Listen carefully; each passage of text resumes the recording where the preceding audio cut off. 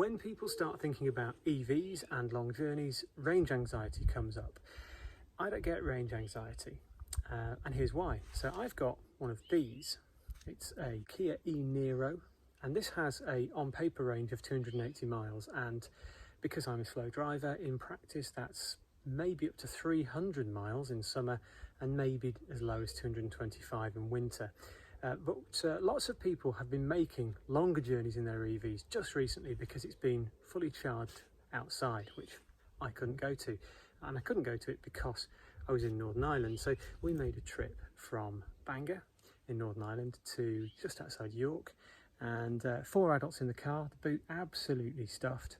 And we used, according to the car, 52 kilowatts of power.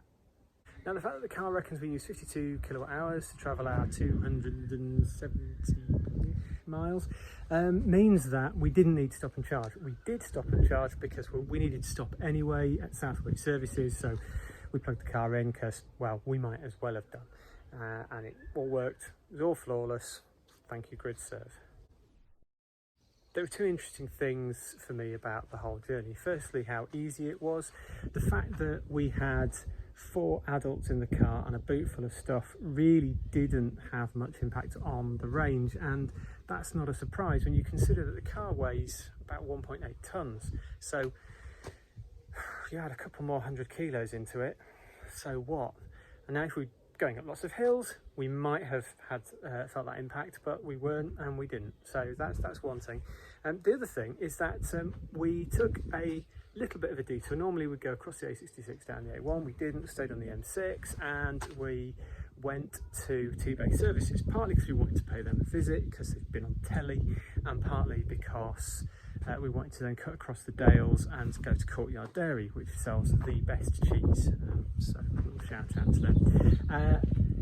It would have been great to charge at T-Bay, where we were going to stop anyway, but we couldn't, because T-Bay South has only got Tesla, T-Bay North has only got Broken Ecotricity. That sort of irritated me.